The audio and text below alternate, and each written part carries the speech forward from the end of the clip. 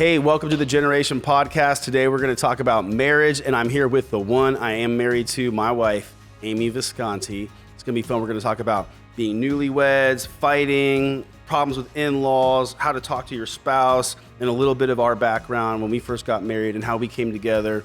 So I hope it'll be a blessing to you. Amy, good to be here with you. Hi. Always. You're my favorite person to be around. You're my favorite person. How often do you think I'm sick of this guy and I could really use a break? I've never thought that one time. Actually, somebody did ask that question.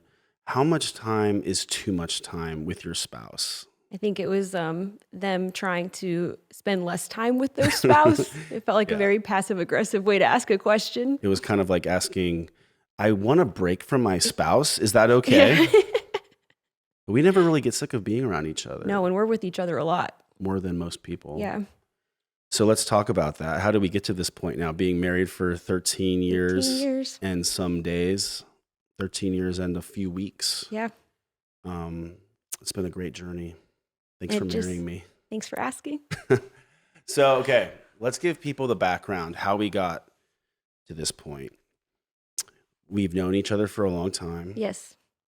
We met when I was 15 and you were 16 at Pastor's Kid Retreat.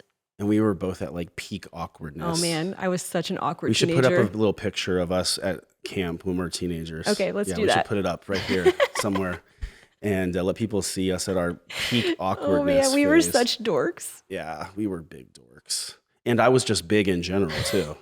Just big boned. But we met as teenagers and we were both in the same orbit of church kids. Yeah.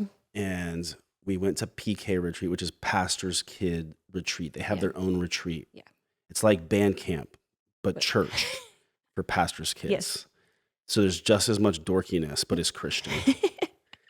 And we never dated at that point, but we were both going to like church events. We saw each other a lot. Youth camp, all the things that teenagers do. And our parents knew each other. Yeah. So our dads were at Bible college together for a little bit of the same time. And so we had that familiarity.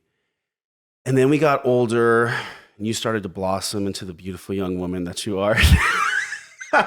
It was a slow bloom. Yeah.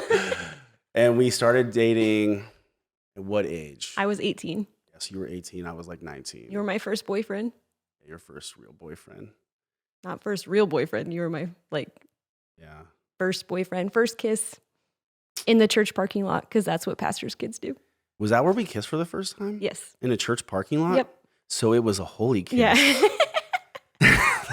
The Bible does say, greet one another with a holy kiss. That might have been the verse I actually used. Like that was my pickup line. It worked. No, I don't think that was it, but it would have been awesome. And it sounds like something I would have tried. And then we dated for a few months as like young adults, and it was good. Like cute little. Very innocent. Yeah. And it all came crashing down when I told you I was going into the Army. Yes. Because I knew I was called into the ministry and I wanted to date a pastor. And if you weren't going to be a pastor, that did not work in my life plan. She knew what she wanted, and it wasn't me. But I was like, I'm going to the Army. Yeah. She didn't support the troops, so she broke up with me. No, she just knew what she wanted. She was called to ministry from a young age, but you were called to ministry before I was. Yeah. And so you knew what you wanted, and I went off into the Army. Now, this is where we should get into like the differences between us.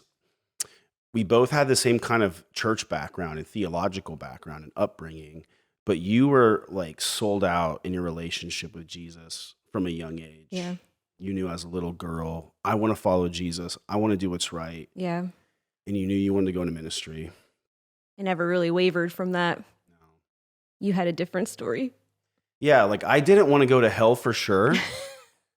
But I wasn't necessarily like sold out. I love the Lord and I want to only do what pleases him. Yeah. I was like, I don't want to go to hell, but I also want to do things that are sinful a little bit more as a young kid. So was I a Christian as a kid?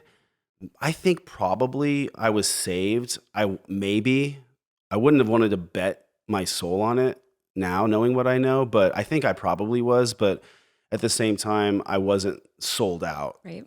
And so when I got to being like a young adult, I was a little bit more, I was getting into trouble. I was kind of doing things I shouldn't have done, dating wise. I kind of went off. And then not everybody knows this. So a little background is like I dated a girl. We were not, handling it properly as we should have. So then out of kind of guilt, I married her because I knew we shouldn't be sleeping together, not married. I knew that was wrong deep down. I felt convicted.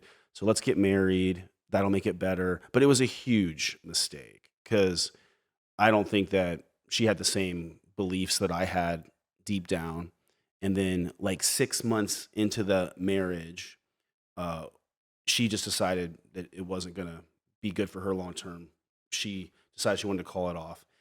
And so that took me to like a really hard place of being, brokenhearted, rejected, and embarrassed and all that. But now I can see how God used that to really get a hold of me, because it was when I was at that low place while I was deployed to Iraq. That's when I started reading my Bible and got just completely changed by the Holy Spirit, and my relationship with Jesus came alive. And it's funny because I think God used that time while I was deployed.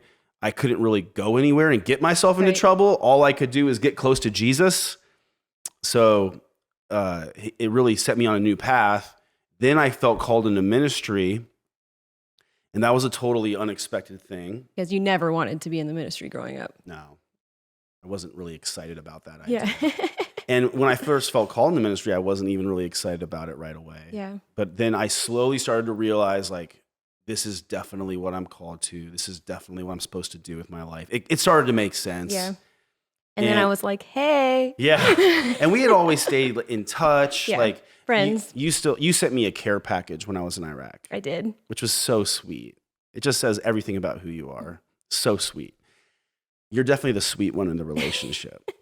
And we just kind of kept talking, some friendly Facebook messages and things back and forth. Really, we were never flirting at that point even. And when I moved back to, the States, and I was finishing up my time in the Army, kind of now mentally like shifting to, I'm going to go into ministry. I did start to think about like, well, who am I going to marry? And first off, my first thinking was like, what Christian girl who I'm actually going to want to marry is going to want to marry me now that I've been divorced? Yeah. And I think that was something that was definitely something we needed to talk about and work through. But for me personally, I just never really struggled with that. It wasn't an issue to me. I knew that you weren't really serving Jesus when you were previously married. And I just felt such a peace about our relationship. And I knew that, like, right away, I knew that you were the man God had for me. So I was just like, I'm fine. And I did struggle with it. Yeah. Because there'd be multiple times where I almost like didn't believe that it didn't bother you. Yes. And I'd be like, but do you really not care? Yeah. Do you inwardly like resent this? Are you sure how can you accept me? And you just seemed like you really didn't struggle with it. I don't know. I think it was just a grace that God gave me for just the person that he obviously had for my life. And I just never struggled. Were not disappointed with the package that he brought along. I was thrilled. Hey, this is the guy I've been looking for. Making your dreams come true. It's true. No, but it did take me a while to kind of get mentally past that. Yeah. And whenever it would come up in any kind of conversation, it's almost like I broke out in a cold sweat and I was just like embarrassed, and it took me a little while to move past that. Yeah. And I think that it did cause a little bit of, I wouldn't necessarily say tension in the beginning of our relationship, but I think you had a hard time just like trusting that I wasn't going to leave. And every time I would go somewhere, it caused like a little bit of anxiety in you. I was a little insecure. Yeah. There'd be times where I'm like, you're coming back, right? Yeah. I remember saying multiple times, like, I'm never leaving. You're stuck with me forever. Like, I'm here. I'm just going to the store. I will come home. Yeah. It's cool because I don't think I could have totally healed without being married to you. And it wasn't like I went into this marriage like a hot mess. No. Like it wasn't like I had just gotten divorced like 5 minutes ago and I'm No. like rebounding now. I mean, this was Years, years plus after it had happened. So I'd come a long ways and had a lot of time to kind of like settle and regroup. But then I don't think I could have fully healed from that without getting married to you, Yeah, which makes sense. It is a good lesson for people who they get out of bad relationships and they always ask like, do I need to heal before I get into a new relationship? And I've told them many times, well, in some ways, yes. In some ways, you don't want to go into a new relationship just like bleeding all over people and needing them to make you better. But in other ways, like you can bring your pain and your hurt and your trauma and your disappointment all to Jesus, let him start to heal you. Yeah. But then in real life, part of the healing process comes through restoration and through this new thing that could be healthy and life-giving. Like I think about Job. God allowed him to lose his kids and his earthly possessions. And I don't think he would have ever been able to heal had God not restored all that was taken from him. Yeah, that's a good point. And then some. So that was probably part of his healing process. And God used you to help me. But then it was so cool because we were going to be in ministry together. Yeah. And this is like just a really neat thing how God uses marriage to multiply the impact of a couple. And now for us, we were both called into ministry. So we were both going to be pastors. But let's even just say that that wasn't the case. Let's say that we were just working like a normal job, or if I was called to ministry and you weren't. Either way, marriage kind of multiplies the potential impact of, a person. Yeah. Because you just make each other better. You contribute to your household together. You bring out different qualities in each other. Like we've grown together. Yes. So much over the last 13 years. Yes. Like our personality, the things that we like. Yeah. Have changed. Definitely. And I can just see how God placed us together and our strengths become each other's strengths. And like you being the leader of our house and the leader of me, I can see how much I've flourished under your leadership and how much you have helped me grow. And the more that I'm growing, the more I can contribute to our relationship. And then it just helps to build whatever God has called us to build together. And I think when you're both making each other better, then you become stronger. And then whatever God has placed in front of you, it's just becomes easier to accomplish. Yeah. In some ways, it's easier just because you're not alone. Yes. Yeah. Having a partner, having a sidekick who like, hey, everyone else can hate me, but she at least can't hate me. And then it's so cool. I'm thinking about ministry first. Yeah. Then let's talk about like household. Okay. So in ministry, it's really cool that when we got married, I think you helped me become more compassionate and more gentle. Like being, When I had already been in the ministry and it was new for you.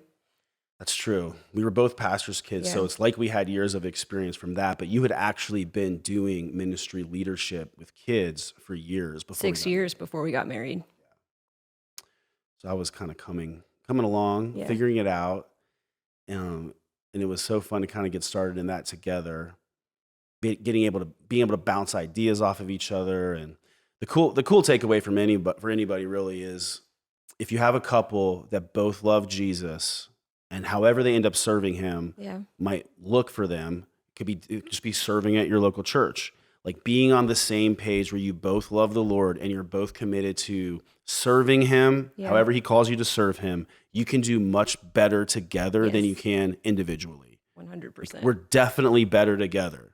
There's a reason that God didn't just create Adam and say, all right, buddy, good luck, go do good work. He gave him a helper, and together they were able to create the human race, exercise dominion, multiply, and flourish. And really, in a nutshell, like a husband and wife come together and they're able to multiply multiply everything they do. They can literally multiply and potentially create offspring, little babies that run around and look like them. But then their work, it's not 1 + 1 = 2. It's 1 + 1 = 5. Yes. Because everything you touch, there's a multiplying effect. There's a blessing on it. And it kind of goes back to the household factor. You help me so much around the house with things that I wouldn't be good at doing, but would have to normally do, like hanging up my clothes or You're welcome. like making food Yeah. that's nutritious and delicious. And for just like, that's like a real life thing. Like, it allows me to put more energy and brain power into a sermon. Yeah. Because I don't have to worry about my clothes being ready for Sunday. Well, there's a reason why God gave men and women different characteristics and abilities and focuses. Like, it's clear in the Bible that women are supposed to focus on their household. And it's not because they are only good at vacuuming. It's because when you are taking care of your household, you're creating an environment where your family can thrive and flourish. And so I think it's one of the ways that we contribute to our husband being successful. And it's something that God gives, I think, women a special gifting to do. Like, the way that you're wired is to nest, and to turn a house into a home.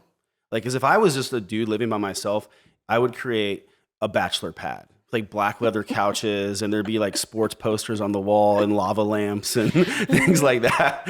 I think 2 years ago, we finally got rid of your Braveheart poster. Yeah, it was sad. It was sad, but I knew it was for the good ultimately.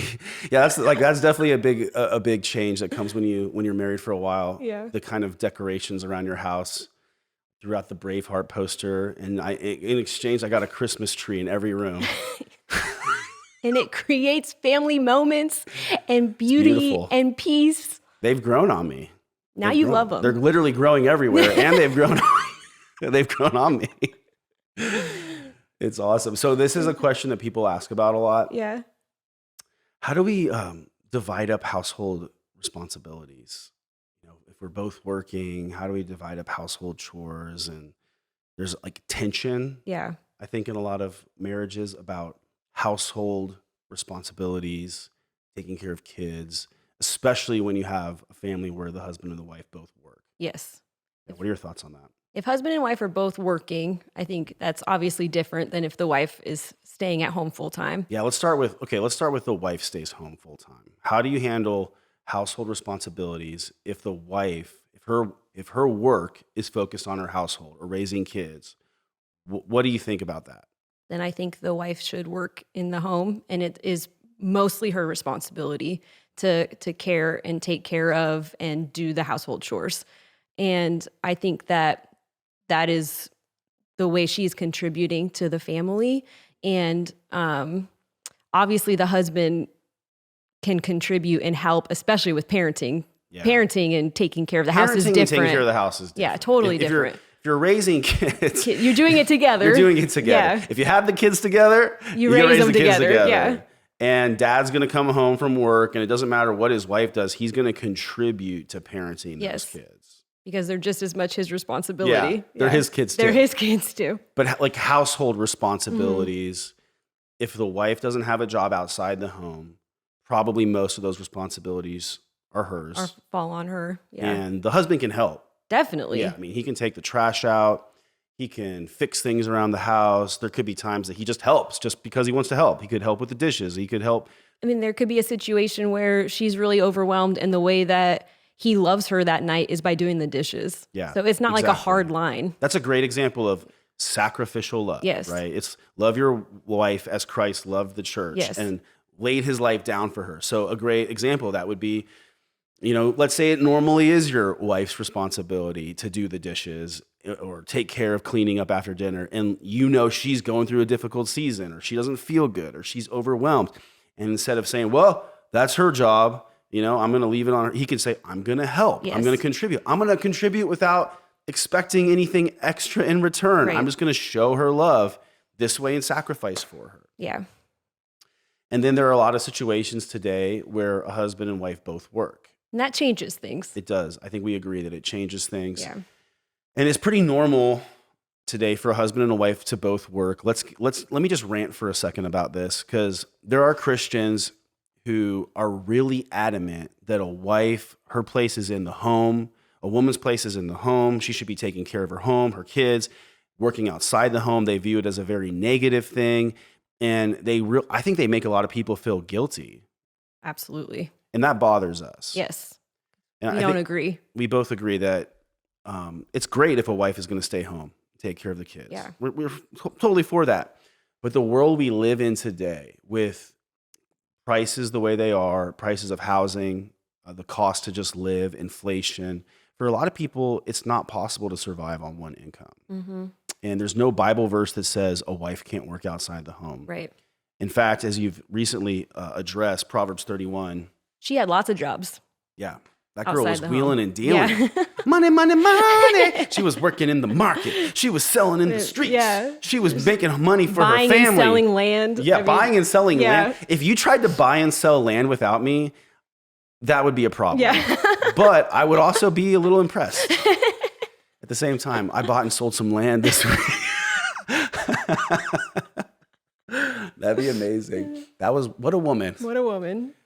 So if husband and wife both work, then I think dividing up household responsibilities is very reasonable. Yes. And I think it's different for every married couple, but I think especially if husband and wife work, that's something you have to have an open conversation about and say, okay, let's figure out the best way to help our family flourish inside of our home. And this is going to be my job and this is going to be your job.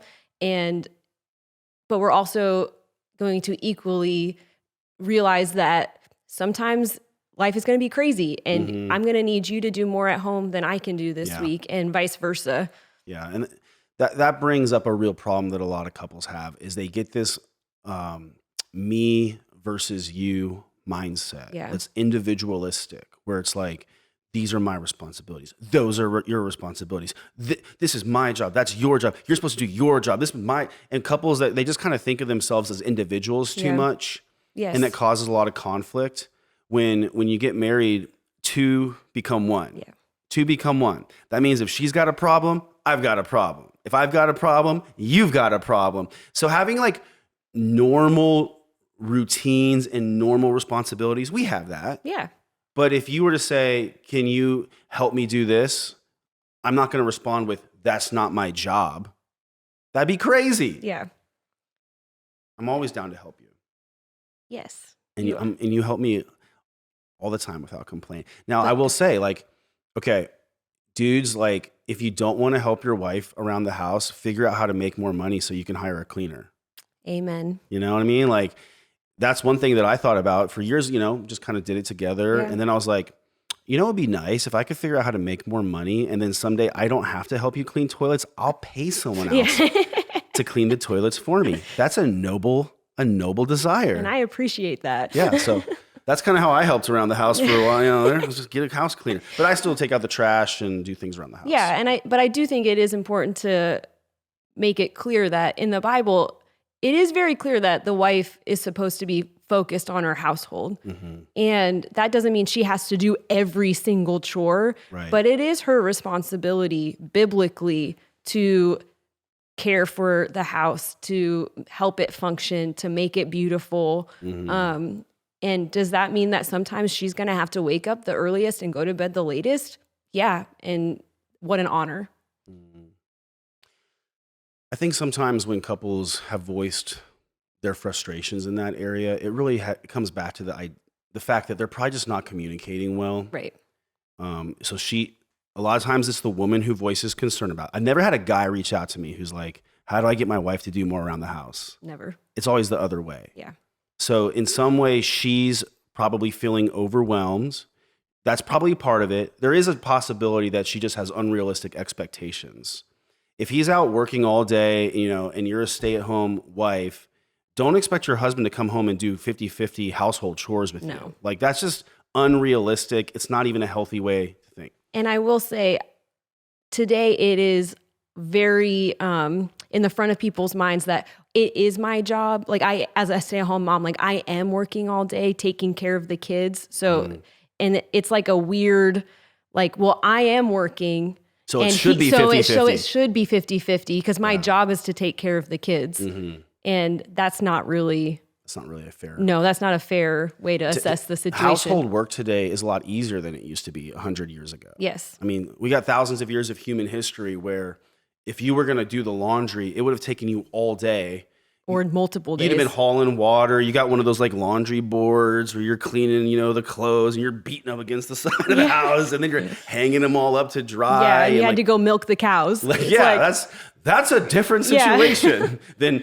Beep. Yeah. I just did the dishes, we've got a lot technology helping us make this stuff quicker. Yes. So that's a good conversation there on household responsibilities, things that couples tend to have a lot of conflict about. Let's just talk about marriage, love, romance in general. Okay. Would you say that you love me or that you love me desperately? I love you desperately. On a scale of 1 to 10, am I an 11 or a 20? A 20, yeah. People ask often about keeping the spark alive. How to keep the spark alive. How to keep the spark alive years down the road. Yeah. How to keep the spark alive when they have kids. How to have that romance that we kind of all crave.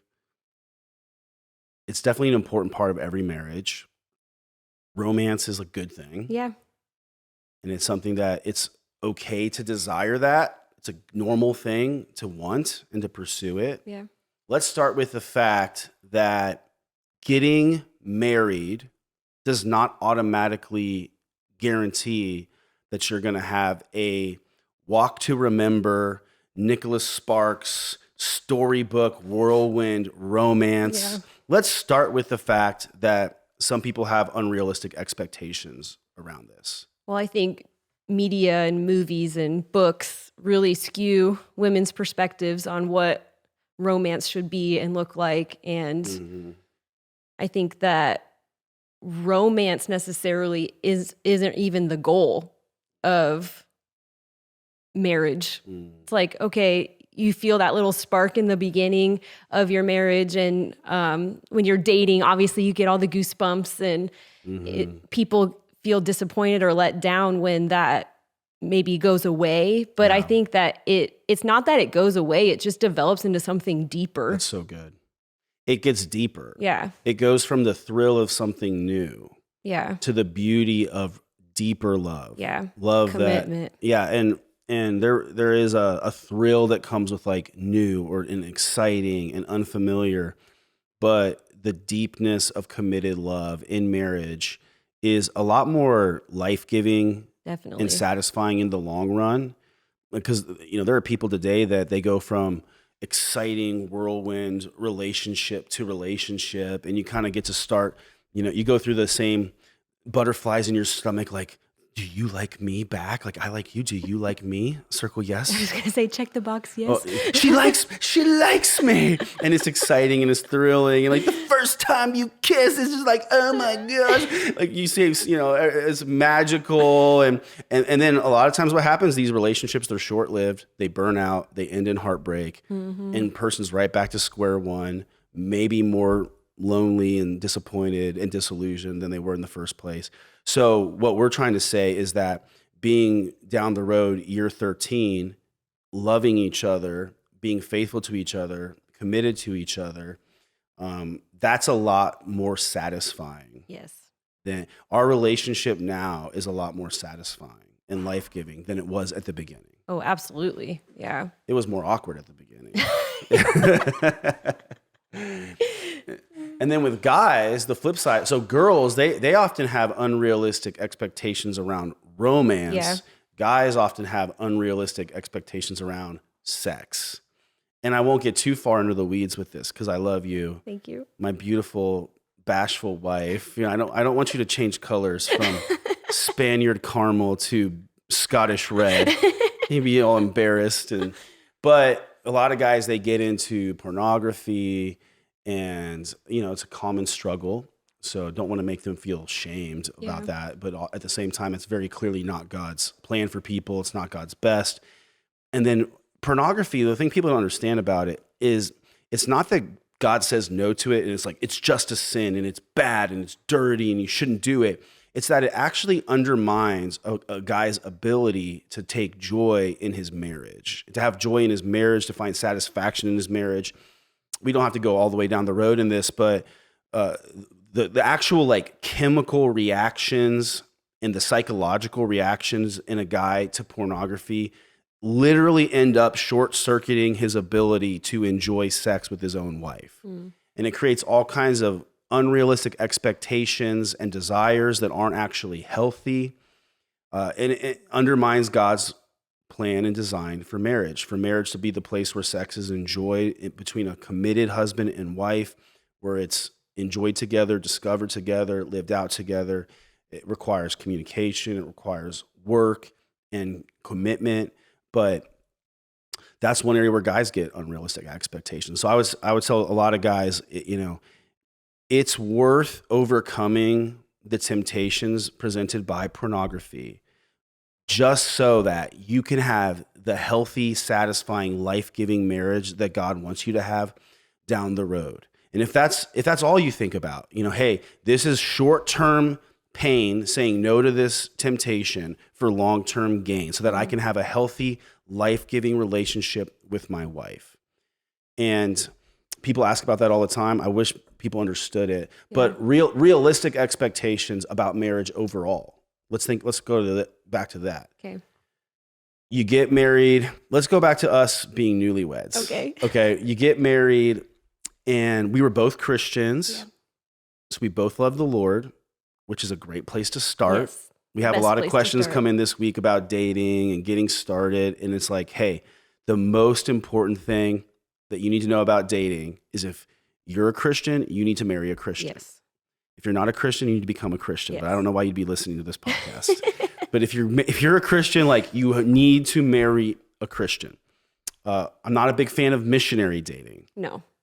Which, if you don't know, we're not continuing the sex talk. That's a different thing. Missionary dating is when you try to date a non-Christian. You're like, I'm a little missionary. I'm going to help them find Jesus. And it's like, really, that's not what you're trying to help them with. But sometimes it works out. Like there has been, I know a few people who it worked out for, but it's just not a good life strategy. Let's just be real. It's more possible that it could work out if the guy is the one that's a Christian and the girl is not. I'm not saying I support it, but I'm just telling you the odds. The odds are more likely that he could invite her to church. She'll see in him Christ's love. She'll want that for her own life. She'll know, like, that's the kind of guy I want to be married to, a guy who loves the Lord, who's faithful, who does what's right. To a woman, that should be pretty obvious. Like, those are the traits that you should want in a husband. Yeah.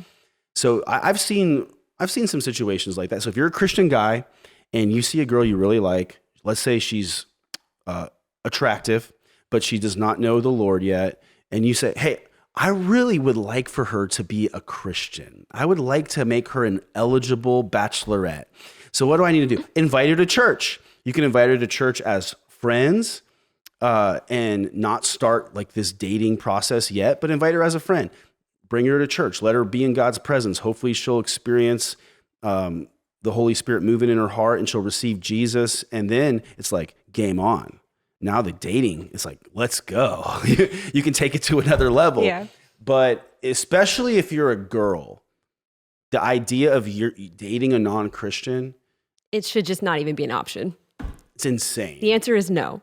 Insane. Never okay. And it's partially because of the way girls are wired. Girls, for the ladies, it's a lot easier to get emotionally invested in a relationship quicker than you should. That is true. So if you're a gal, you start dating a guy who's not a Christian and you think maybe he's got so many good qualities, I can help him, I can help him find redemption, redeeming love in real life. Like, I'm going to help him find Jesus. And it's like, he's not in that relationship because he wants Jesus. He wants to get in your pants. Yeah. So before you even go down that road, like you need to just shut that down. Because ladies, like the heartbreak that comes from you start dating a guy, he's not a Christian, but you're like, well, maybe someday. It's only going to cause you pain. Well, and hopefully if you're a Christian girl, you're committed to purity before marriage. And that non-Christian guy, he's not going to be. Let's just be honest. He ain't committed to not having sex with. That's not even a conceivable idea in his brain. No. Man, I hear from Christian people all the time in our church who've said, I'm talking to people on dating apps and who claim to be Christian, and they're not even looking to wait till marriage to have sex. They're like, red flag, red flag. This should be a warning sign. If they're not even worried about that, then they're probably not that serious about their faith. Exactly. Okay, so we were both followers of Jesus, but we were younger and less mature, especially you. No, I'm just kidding. Especially me. So there were times that we'd have conflict. Yeah. Not as much as probably some people. Probably because of what I went through.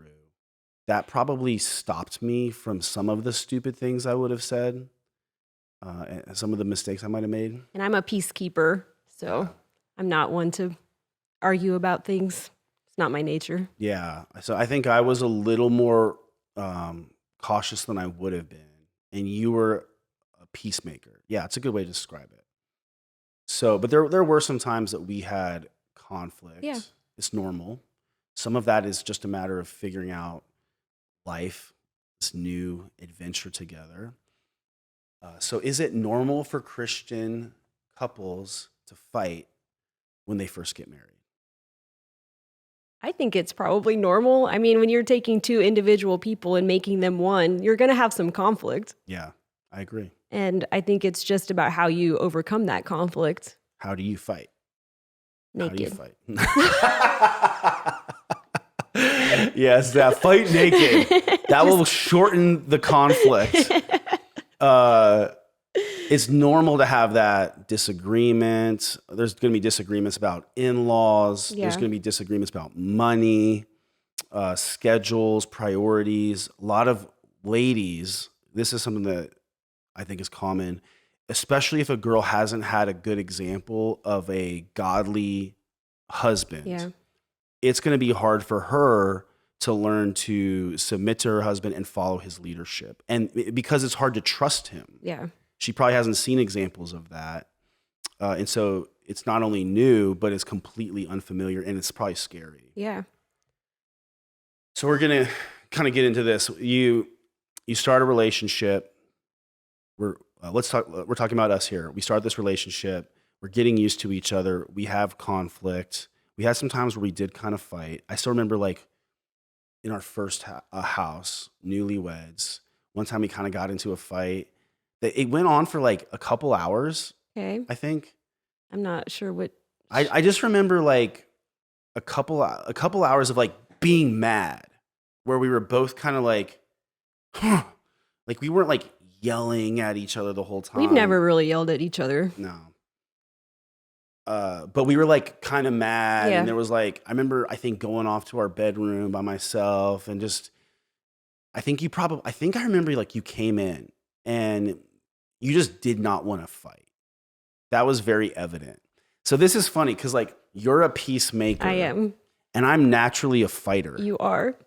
So God, in his mercy, allowed me to be married to a peacemaker. Because I think the way I'm wired, if you were fighting with me, I would just keep like escalating and fighting. Yeah. But because you're a peacemaker and you're like this cute, sweet, like little, like precious, like I just love you. And it's like, how can I be mad at you? Especially when you don't want to fight. It just immediately deflates my anger. And I'm like, yeah, aw, you're so sweet. Like, let's be friends. I think to my recollection, most of the time where we have had tension or we are arguing or the situation we were talking about where there was like a few hours, it's usually me coming to you and saying like, I don't want to fight with you. So let's not fight. Yeah. But yeah, it's been pretty rare, but it helped me kind of early on learn like, I don't want to be in conflict with you. No. Well, I mean, we're married and we're committed to staying married. Mm-hmm. So why do I want to constantly be in conflict with the person that I'm stuck with for the rest of my life? It's just a lot easier to not fight. Yeah. Yeah. And honestly, overcoming those conflicts is as simple as just deciding like we're not going to fight with each other. Right. What does that mean? We're not going to escalate this by bringing up the past and all the person's mistakes or all the things where you let me down and you said this, or this is like that one time you did this. We're not going to start calling each other names. We're not going to start pointing out, well, you do this wrong and you do this wrong. Like that's the things that couples do where they're like escalating. Yeah. And it's like, where is this going to lead? Nowhere good. Nowhere good. Yeah. Right. So what does de-escalating that look like? Wait, we don't want to fight.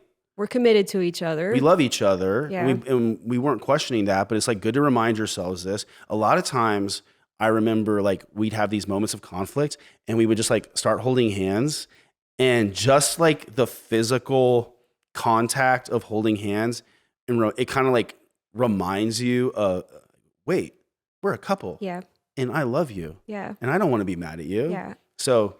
And I think there are obviously going to be issues, conflict, disagreements, but I think it's so important to just focus on what the actual issue is. And I think so many people, they start arguing, they get frustrated over something, and then they just bring every single thing that they've ever been mad about to the front. It's World War III. Yeah, World War III. And it's like, no, okay, we have an issue. We're obviously going to have those. Let's just have a normal tone of voice conversation and figure out how to move forward. Yeah. And so really, this is what I would advise couples to try to do when it comes to these moments of conflict and disagreements. Understand first that so much of that conflict comes out of unspoken feelings and disappointments and insecurities. So it really starts with, I'm disappointed because I thought you were going to do this and you didn't do it. Or my feelings are hurt because you said this or you did this. It hurt my feelings. Could be something else. Just like, I don't feel like you've considered me, or I feel disrespected, but that's where these conflicts really come from. So what happens is most couples, they start fighting because of those, they lash out. In reality, it's so much easier. It's so much healthier to just openly communicate. And it's hard for me as a guy to be vulnerable. I had to kind of like learn and become more familiar with being vulnerable, which is uncomfortable for men, especially, to say, that hurt my feelings. It's a lot easier for a girl to say, that hurt my feelings, or you hurt my feelings. For a guy to say, it hurt my feelings, or I felt insecure because of this, it's hard, but it's so much healthier. Because what's the truth? 99% of the time, you didn't want to hurt my feelings. Right. I didn't want to hurt your feelings. It was just being inconsiderate, not knowing better, being on different pages, never having communicated about something. That's what is usually going on. So if a married couple can learn to talk that stuff through, being vulnerable, like, hey, I'm going to bring the armor down, be vulnerable, especially for dudes. I think it's easier for women to talk about their feelings. That's true. That's not like shocking. But I'm an internal processor. That's so true. A lot of times I want to figure out exactly how I want to say something before I say it. And so that can lead to me just never saying anything. And that's not healthy either. Right. Yeah. I had to learn to kind of take that into account. Yeah. I would naturally sometimes just want to start and like, what about this? And what about this? And like, you're trying to process how you feel and what you think. And you just needed a minute. I just needed a minute. So sometimes I had to learn to slow down. And I don't know, like, I think it could be okay to take a break. Let's put this on pause. I'll go for a walk, or we'll pick it back up in 20 minutes or whatever. Give the other person time to fall. Sometimes I just had to learn to sit there and just be quiet and wait till you were ready to say what you wanted to say. Yeah. And that's okay. Yeah. But when you communicate that conflict, in those moments of conflict, I would encourage couples to use statements that revolve around I. When you said that, I was hurt or I felt disrespected. Not you. Not you. You always do this. You never do this. You don't even care about this. That's accusatory. Yeah. But when I say I felt this, or to me it felt like this, I'm just being vulnerable. I'm being transparent. And honestly, that's what the real issue is anyway. True. Something made me feel this way. And if I can just communicate that without assigning blame or guilt or bad intentions to the other person, usually what's going to happen is the other person is going to clarify, like, I'm sorry. I didn't mean to do that. I love you. Yeah. I didn't even know you felt that way. Or I didn't know that saying this made you think this. Yeah. If couples would just communicate like that, they would avoid the majority of their fights. True. And I think for women especially, we have to decide not to get really nitpicky and try to care about all the little things that could upset us. And I think women get really wrapped up in like little things that don't matter. Like you never pick up your shoes, or you never throw away the Splenda packets, or I'm not trying to be specific or anything. or things like that, where you can just get so wrapped up in things that cause you to nag your husband. Mm-hmm. And we know the Bible tells us that it's better to live alone on a rooftop in the desert, by yourself, sitting on a cactus, than with a nagging wife. Yeah. And I think that for women especially, it's easy for us to have this long list of things that bother us about our husband that cause women to always be in a state of frustration. Yeah. And it's just so much healthier to just like let it go and just not care. And it's like, well, I do care. Well, then just decide not to. This brings up something really good. Remind me to come back to fighting. But what you're describing, a lot of couples do, and it's what leads to divorce, is they tell themselves something about their spouse. My wife is this, or my husband, he doesn't care about me. He's selfish. Mm-hmm. He doesn't love me. And then they start building a case in their hearts against that person.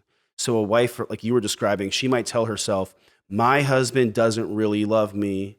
And then she starts looking for evidence that confirms her conclusion. Yeah.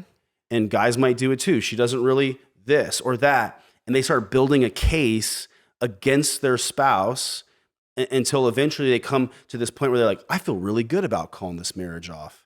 I've confirmed this person is guilty and there's no hope. Well, they've spent months building a case in their heart and really building a wall in between them and their spouse. So that's something to really be on guard against. Yeah. Are you looking for evidence to prove that person guilty rather than what the Bible says, love covers over a multitude of Splenda packets that get left on the counter when your husband makes coffee in the morning? Why? When there's a small trash can on the counter. Why do I do that? I don't know. There's we have a little coffee station, and there's there's the coffee maker, a coffee grinder, there's a little container for Splenda packets, and there's a little trash can right there. Mm-hmm. Literally right there. But there'll be these times that I just open it, put it in the coffee, and just drop it right there on the counter instead of right there in the trash can.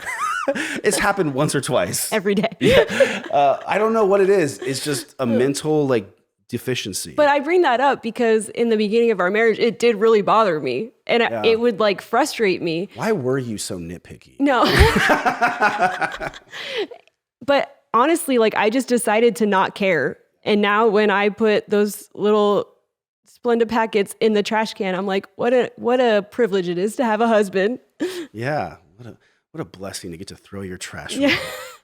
But it doesn't bother me anymore. It's about reframing it. Okay, so fighting. I want to come back to this. And I wanted to talk about how to fight a little bit more. Okay. And I don't even like using the term fight.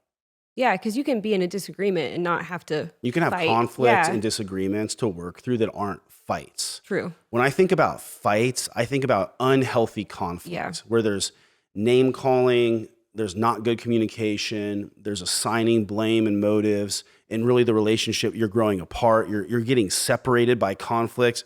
When you work through conflict in a healthy way, even though there's conflict, we don't agree, it's actually bringing you closer together. That's good. It's true.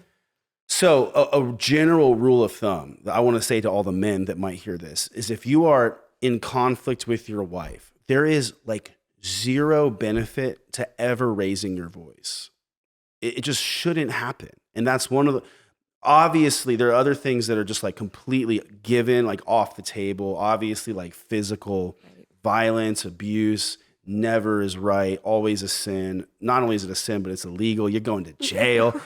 But even other things that some people maybe grew up seeing, or they don't intrinsically know it's wrong, like slamming doors, punching the wall, and they think, I'm just letting off steam. It's not only the wrong way to handle anger, but especially if a guy does it, it's very scary to a girl. It's intimidating, and it's definitely not loving and gentle. And so I would go back to, like, as a guy, God made you bigger, stronger, and inherently because of that, you need to be extra gentle when it comes to conflict with your wife. And especially, I think it's easy. It's been easy for me because you're easy to love, but there's been very, very few times I feel like I've ever raised my voice talking to you. No. And definitely not like yelling, blah, blah, blah, blah, blah. We haven't done like screaming at each other. No, we've never done I that. don't know. Maybe you get two Puerto Ricans together and it's normal, to get Ricky and Lucy just like yelling. But even if it's your culture, it's not healthy. Yeah. Thank you for saying that. Yeah. It really doesn't matter what. It's funny how every culture thinks that their culture has a right to be angry and lose their temper. Have you noticed that? It's like, I'm Puerto Rican, I'm Hispanic, I'm Italian, I'm German. It's just what we do. Where are the peaceful people? Where are the non-angry people living by the Canada? Yeah. That's where they are. They're so nice in Canada. Nobody yells at anybody in Canada. But I would just encourage guys, be gentle. When scripture talks about your wife being like the weaker vessel, it's a way of just communicating, she's the fancy vessel. Yeah. You want to be gentle with her. You want to be tender with her.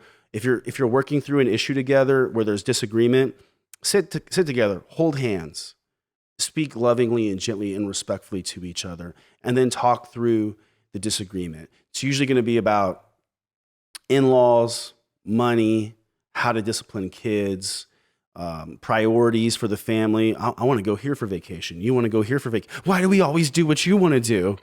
Like, that's how these fights start,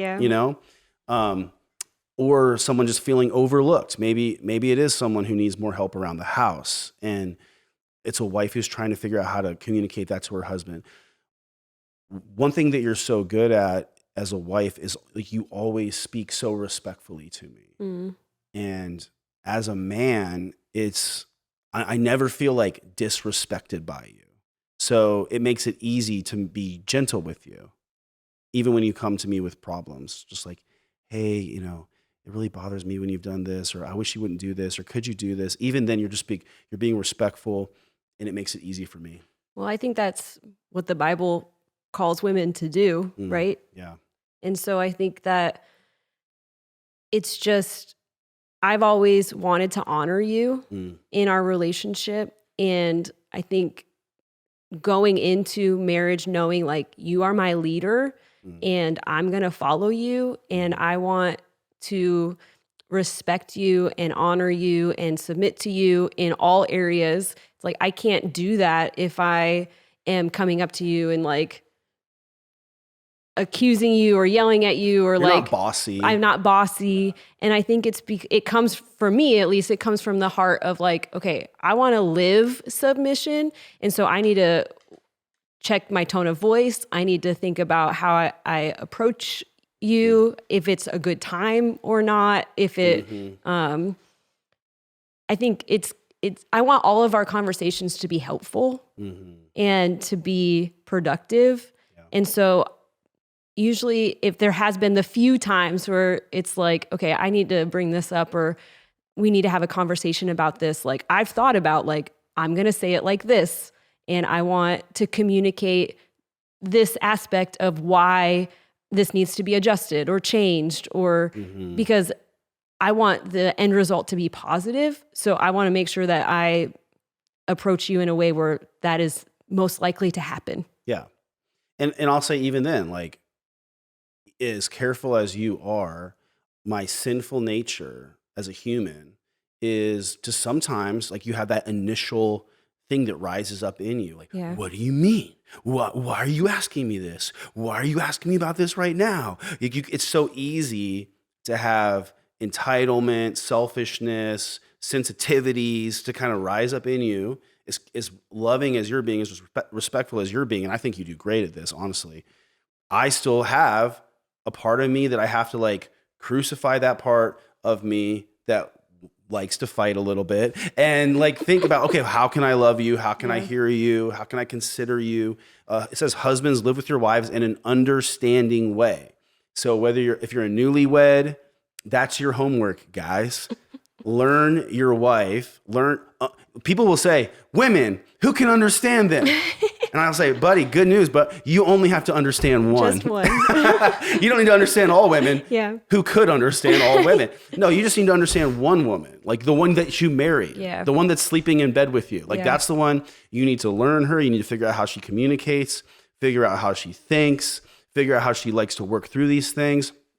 Does she do better in the morning, in the evening, after she's eaten? But, like, whatever it is, like, you figure each other out, and then you can work through those things in a healthy, life-giving way. And I will say, when it comes to arguments and disagreements and maybe tension or friction, at the end of the day, the husband is the leader of the household. So not necessarily with, like, you made me feel this way, or, like, when you said that, it hurt my feelings. But if you're having a disagreement about what to do in a situation, how to spend money, or whatever it is, how to handle something that's difficult, at the end of the day, he's the leader. So if you're having a conversation and you are getting to the point where there is no, like, resolution where you necessarily agree, it's like, okay, well, we're going to do whatever you want to do because you're the leader. That's right.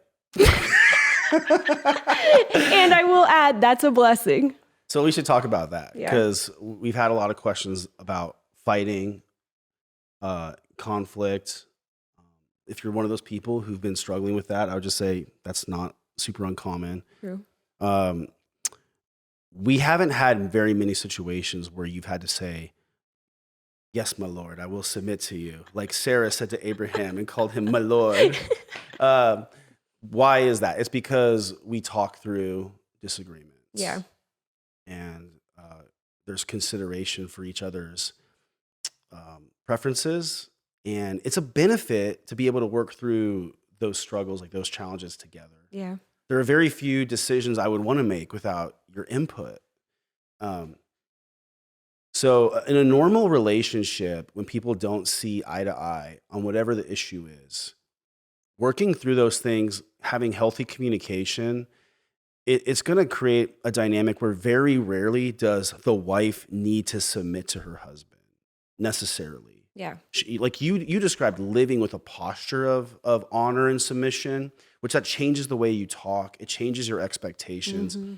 But we very rarely have come to places where I've been like, this is what we're doing, and you didn't like it, but you were like, okay. Why? Because we were able to work through and talk through those things in like a back and forth way, like partners, and work to a mutually agreed upon outcome. Yeah. And I do think that is the goal.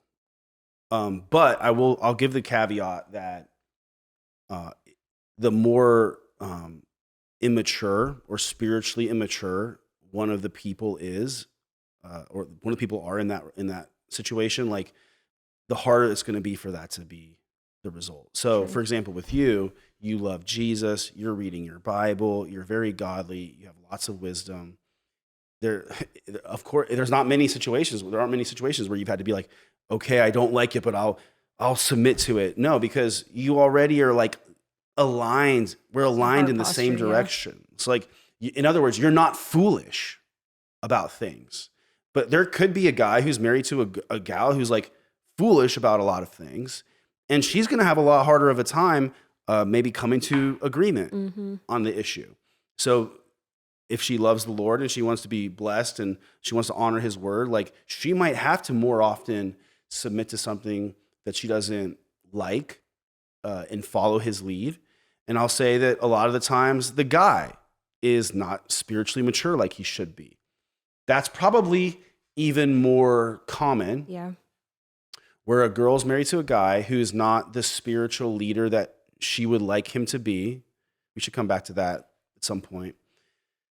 And what does it look like to honor this guy, your husband, if he's not godly and a man who walks in righteousness in all of his ways? It definitely makes it more challenging. Yeah.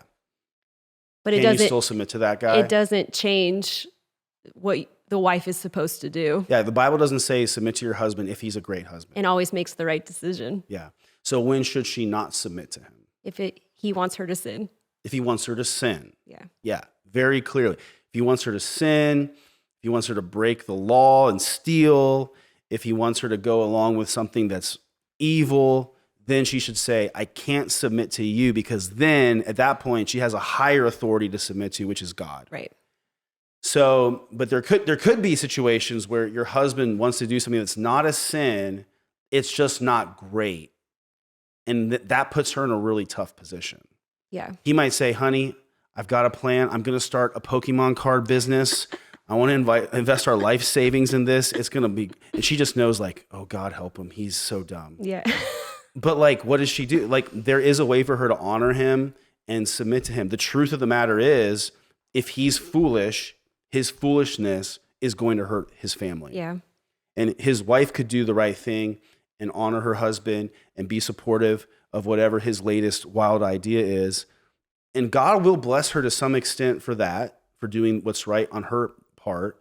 But at the same time, her husband's foolishness is not going to bless her or their family in the long run. So that's where, ladies, you got to be praying for your husband to get wisdom. Yeah. And I think that in that situation, the best thing to do is to just pray and trust God. Yeah. And you do what the Bible has told wives to do, and you just trust God with the rest.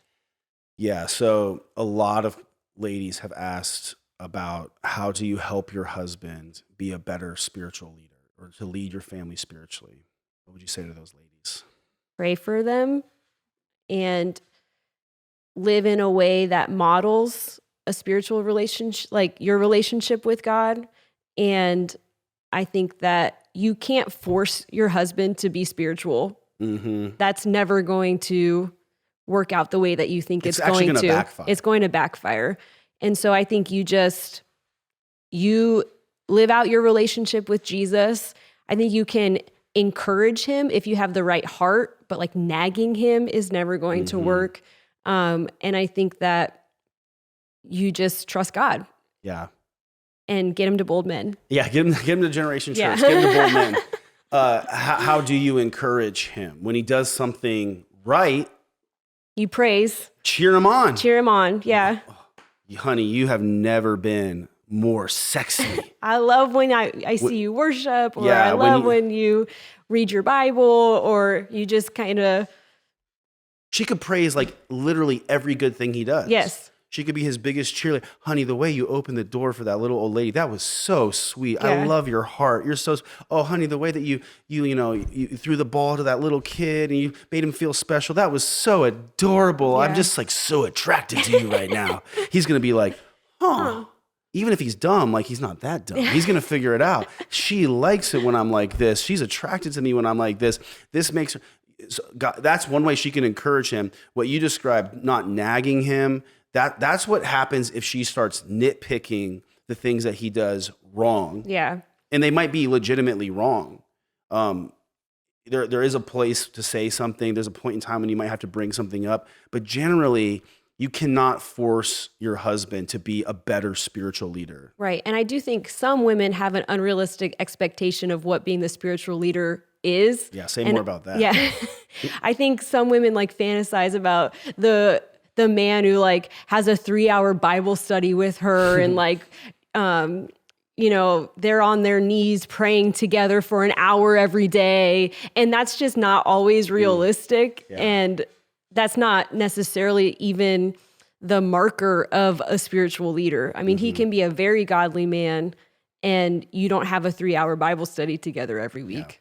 Yeah. What I think sometimes when ladies say that, like, what they're really doing is they're dissatisfied with some aspect of their husband. Yeah. And then they're trying to put a Christian wrapper on their criticism. How can I help him be more godly? Because then if he was, the unspoken thing is, if he were a more godly man, a better spiritual leader, then he wouldn't be doing X, Y, and Z that bothers me. In reality, you're right. You can't make a guy a better spiritual leader. You can become a better follower, ladies. You can become a better cheerleader. Yeah. And you can be a better helper. There are things you can do that help him serve the Lord and be faithful and succeed. When it's Sunday and it's time to go to church, like, get your family in church. Make it easy for him to get to church. Yeah. If that means you're ready early and you've got the kids ready for church early and you even helped him get his clothes ready for church to where all he has to do is just like a idiot, put his shirt on and walk out the door, you're helping him do the right thing. Yeah. If you cheer him on when he does the right thing, that helps. If you praise him when he does the right thing, that helps. Praying for him helps. Serving him, loving him, honoring him, those things all help. Because I think it is true with men, and this is true whether you're talking about wives speaking to their husbands or moms talking to their sons. Ladies, you have so much power in your words. It's so true. It's like a superpower that God gave you. And you can literally speak your husband, the husband of your dreams, you can speak him into existence. Not like in a weird new age manifesting way, but speaking life. You can speak wind into his sails. You can build him up into the man that you hope for him to be. Life or death are in the tongue. Life and death are in the tongue. Yeah. You can kill him or lift him up with your words. If you're nitpicking, if you're criticizing, if you always, you're just like your father, you'll never be this. Why can't you do anything right? You're killing him with your words. And what is he going to do? Men don't like to play games they can't win. If they feel like, I can't ever win with this girl, they're eventually going to take their ball and go home. That's what guys do. If they feel like they can't win, they quit.